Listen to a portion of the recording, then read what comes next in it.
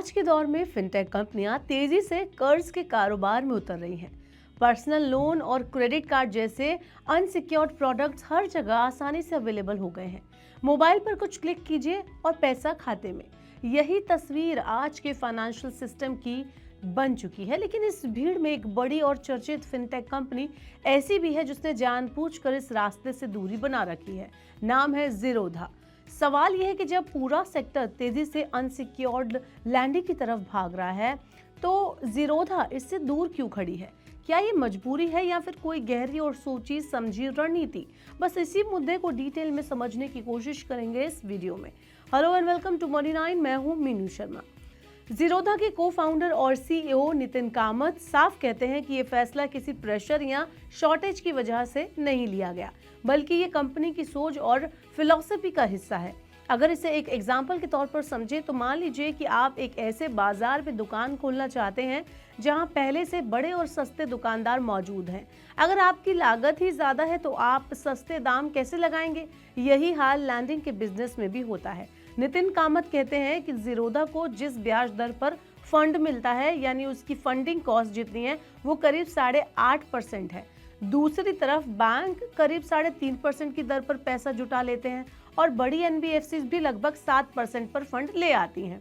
ऐसे में अगर ज़ीरोधा पर्सनल लोन या क्रेडिट कार्ड लॉन्च करती है तो वो बैंकों से सस्ती दर पर लोन दे ही नहीं पाएगी। यहाँ से एक और बड़ा सवाल खड़ा होता है, जब ज़ीरोधा सस्ता लोन नहीं दे पाएगी तो उसके पास कौन से ग्राहक आएंगे? तो नितिन कामत का जवाब साफ है। जो ग्राहक भरोसेमंद होते हैं, जिनका क्रेडिट प्रोफाइल मजबूत होता है, वो हमेशा सबसे सस्ती दर वाले दरवाजे पर जाते हैं, यानी बैंक या बड़ी एनबीएफसी के पास। ज़ीरोधा के पास वही ग्राहक आएंगे जिन्हें वहां से पहले से ही मना किया जा चुका है। ऐसे ग्राहक आमतौर पर ज्यादा जोखिम वाले होते हैं।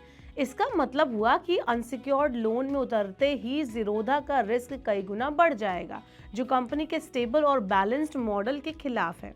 इतना ही नहीं, अनसिक्योर्ड लैंडिंग का एक और पहलू भी है जिस पर नितिन कामत खुलकर बात करते हैं। इस तरह के लोन की रिकवरी आसान नहीं होती। अक्सर इसमें कलेक्शन कॉल, रिकवरी एजेंट और लगातार दबाव का सहारा लिया जाता है। आप और हम रोज ऐसी खबरें देखते हैं, पढ़ते हैं, जहां लोन रिकवरी के नाम पर ग्राहकों को परेशान किया जाता है। ज़ीरोधा इस तरह के अग्रेसिव रिकवरी कल्चर का हिस्सा नहीं बनना चाहती। कंपनी मानती है कि इससे ग्राहक का एक्सपीरियंस तो खराब होगा ही, साथ ही लंबे समय में ब्रांड की साख पर भी असर पड़ता है। यहीं से कहानी एक नया मोड़ लेती है, एक नया ट्विस्ट टर्न आता है। अगर ज़ीरोधा अनसिक्योर्ड लोन से दूर है तो फिर वो किस तरह का लैंडिंग मॉडल अपनाती है? इसका जवाब है लोन अगेंस्ट सिक्योरिटीज, यानी शेयर, म्यूचुअल फंड या दूसरी इन्वेस्टेबल एसेट के बदले लोन। नितिन कामत इसे ज्यादा सेफ और बैलेंस मॉडल मानते हैं। आरबीआई के नियमों के मुताबिक इस तरह के लोन में कम से कम 50% का हेयर कट जरूर होता है। मतलब अगर कोई ग्राहक 10 लाख रुपए का लोन लेना चाहता है तो उसे कम से कम 20 लाख रुपए की वैल्यू की सिक्योरिटीज गिरवी रखनी पड़ती है। इससे एक बात तो साफ हो जाती है, ऐसा ग्राहक पहले से फाइनेंशियली मजबूत होता है, उसके पास निवेश है और डिफॉल्ट करने का जोखिम यहाँ पर बेहद कम होता है। इसी वजह से ज़ीरोधा 10 से 11% की ब्याज दर पर भी इस मॉडल को सुरक्षित तरीके से चला पाती है। बाजार में अगर गिरावट आती है तो गिरवी रखी गई सिक्योरिटीज के जरिए जोखिम को संभाला जा सकता है। ना तो अग्रेसिव रिकवरी की जरूरत पड़ती है और ना ही ग्राहक पर अनावश्यक दबाव बनता है। ये सोच सिर्फ बिजनेस तक लिमिटेड नहीं है, सीमित नहीं है, ये ज़ीरोधा की ब्रांड फिलॉसफी से जुड़ी है। नितिन कामत का मानना है कि क्रेडिट कार्ड का इस्तेमाल तभी होना चाहिए जब उसकी सच में ज़रूरत हो और ग्राहक उसे चुकाने में सक्षम हो। सिर्फ इसलिए लोन देना कि वो आसानी से दिया जा सकता है, ये ज़ीरोधा की सोच का हिस्सा नहीं रहा है। कंपनी कभी भी तेज और अग्रेसिव लैंडिंग की दौड़ में शामिल होना नहीं चाहती।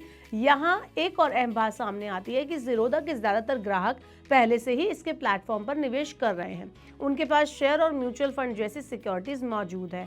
ऐसे में लोन अगेंस्ट सिक्योरिटीज देना ब्रोकिंग बिजनेस का एक्सटेंशन भी बन सकता है। ये कोई अलग से एनबीएफसी जैसा मॉडल नहीं है। कई ग्लोबल मार्केट्स में तो इस तरह के लोन को ब्रोकिंग फंक्शन का ही हिस्सा माना जाता है और इसके लिए अलग से लाइसेंस की जरूरत नहीं होती।